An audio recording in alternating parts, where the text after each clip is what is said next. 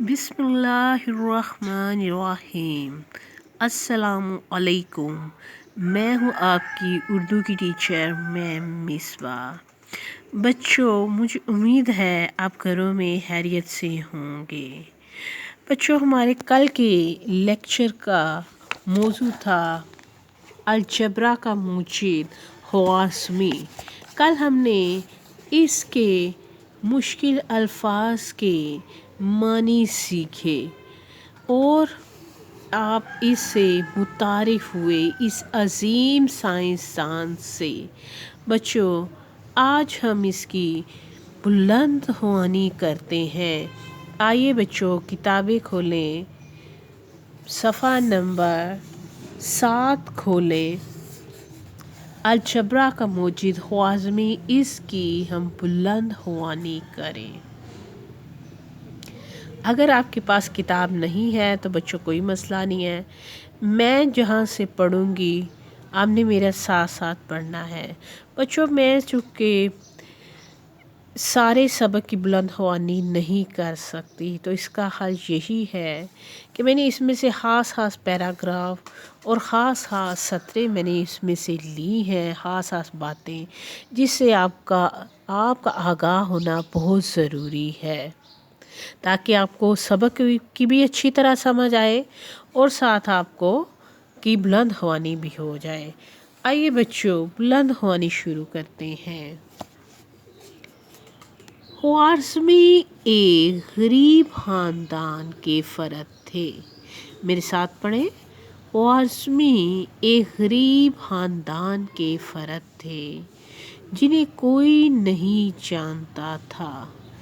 خوارزمی کو بچپن ہی سے مطالعے کا بڑا شوق تھا۔ اسے مطالعے نہیں کہنا بچوں، مطالعے کا بڑا شوق تھا۔ جو بھی کتاب اس کے ہاتھ لگتی اسے پڑھ لیتے۔ انہوں نے غریبی کو اپنے شوق کی راہ میں رکاوٹ نہیں بننے دیا۔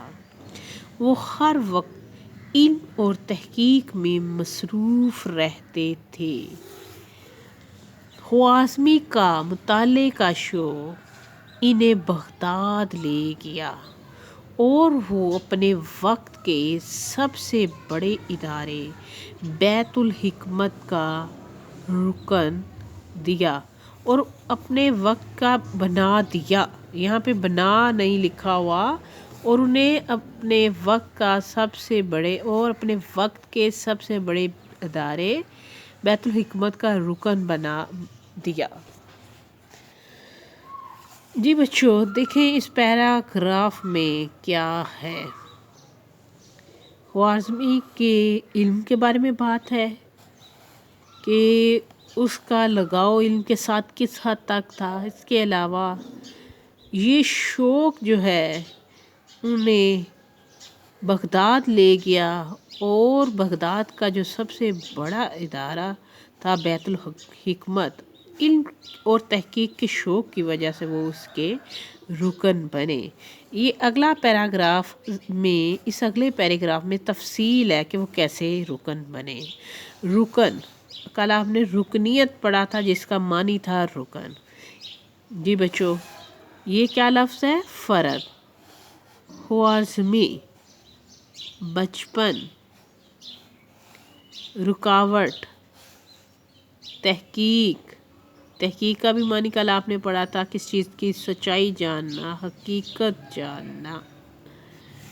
آگے، ان دنوں بیت الحکمت کا رکن بننا بڑے اعزاز کی بات سمجھی جاتی تھی۔ اعزاز، عزت، اور کوئی معمولی آدمی اس کا رکن بننے کے بارے میں سوچ بھی نہیں سکتا تھا۔ بیت الحکمت کی رکنیت حاصل، یہ کیا لفظ ہے؟ رکنیت کا کیا مطلب ہے؟ رکن ہونا، فرد بننا، اس کا حصہ بننا، رکن بننا۔ حاصل کرنے کے لیے اعلیٰ درجے کا تحقیقی مضمون لکھنا پڑتا تھا۔ یہ بیت الحکمت کا رکن بننے کے لیے کیا کرنا پڑتا تھا؟ ایک اعلیٰ درجے کا तहकीकी मज़मून लिखना पड़ता था जिसका जायज़ा बैतुल हिकमत के माहिरीन लिया करते थे। मज़मून पसंद आने के बाद माहिरीन की एक जमात सवाल जवाब के ज़रिए मज़मून निगार की काबिलियत का अंदाज़ा लगाती थी। फिर कहीं जाकर बैतुल हिकमत की रुकनियत मिलती थी। जी बच्चों, इस पैराग्राफ में आपको क्या पता चला? बैतुल हिकमत की रुकनियत हासिल करने के लिए क्या करना पड़ता था? आला दर्जे का तहकीकी मज़मून लिखना पड़ता था। और जो बैतुल हिकमत के माहिरीन होते थे वो उस मज़मून को पढ़ते थे। पढ़ने के बाद वो काबिलियत का अंदाज़ा लगाती थी उस शख्स का जो मज़मून लिखता था। अगर वो शख्स काबिल होता तो फिर उसे बैतुल हिकमत की रुकनियत मिलती थी। मुश्किल अल्फाज देखें। बैतुल हिकमत, एजाज़,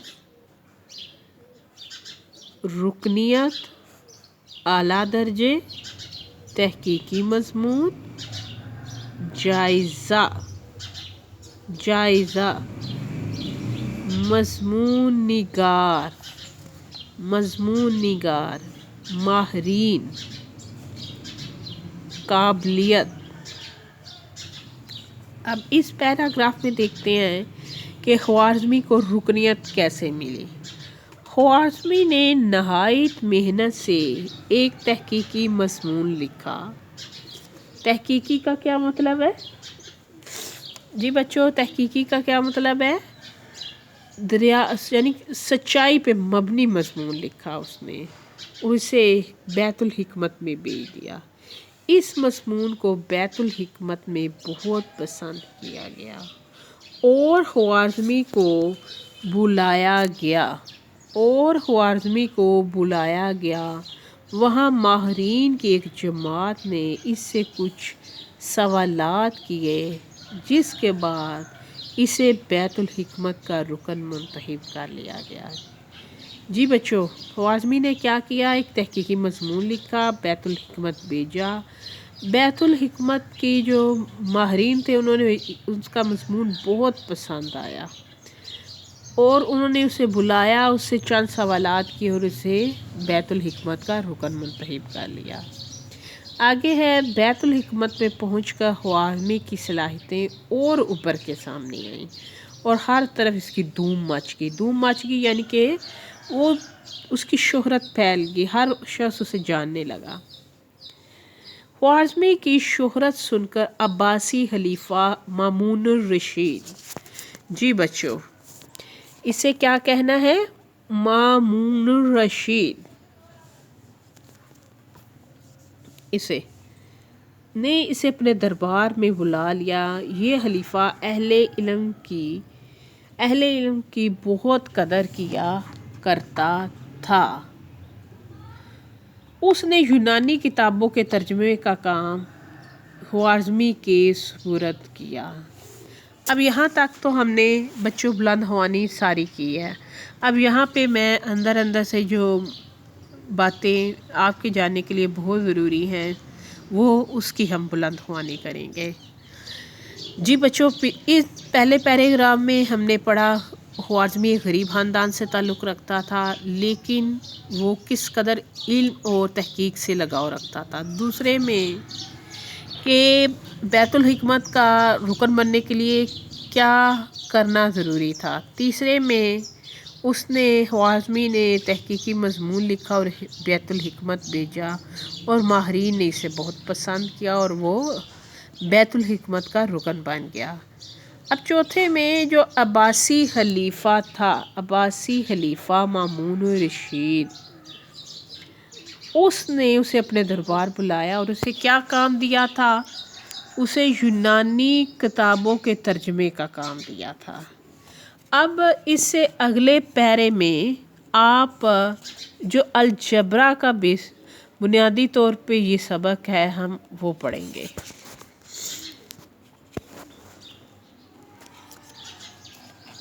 जी, अलजबरुल मुकाबला, जो अलजबरा पे किताब लिखी गई अलजबरुल मुकाबला, یہ بھی مامون الرشید کے کہنے پر لکھی گئی۔ تاکہ اور کیوں لکھی گئی، اس کا کیا فائدہ تھا الجبرا کا، اس وقت لکھنے کی ضرورت کیوں پیش آئی الجبرا؟ تاکہ لوگوں کو وراثت، تجارت اور تقسیم کے معاملات حل کرنے میں آسانی ہو۔ یہ کتاب الجبرا کے موضوع پر دنیا کی پہلی کتاب ہے۔ کون سی کتاب؟ الجبر المقابلہ۔ اس لیے خوارزمی کو الجبرا کا موجد کہا جاتا ہے۔ آج کل اسکولوں اور کالجوں میں جو الجبرا پڑھایا جاتا ہے وہ یہی خوارزمی کا الجبرا ہے۔ الجبرا کا لفظ بھی سب سے پہلے اسی نے استعمال کیا۔ یورپ خوارزمی کے ذریعے ہی الجبرا سے واقف ہوا۔ جی بچوں، آپ نے دیکھا کہ کیسے الجبرا کی بنیاد جو ہے وہ خوارزمی نے ڈالی، کیسے اس کو ایجاد کیا۔ اب ایک اور کارنامہ، ریاضی میں صفر کا استعمال کیا۔ خوارزمی نے ریاضی میں صفر کا استعمال کیا، بلکہ 1 سے 9 تک ہندسوں کا الگ الگ استعمال کیا۔ جیسے گنتی ہے نا ہماری، 1 2 3 4 5 6 7 8 9، ان کا الگ الگ استعمال کیا۔ اس سے جمع تفریق، اس کا فائدہ کیا ہوا الگ الگ استعمال کرنے سے؟ جمع تفریق جسے مائنس کہتے ہیں، ضرب اور تقسیم کا طریقہ آسان ہو گیا۔ جی آخری پیراگراف میں دیکھیں،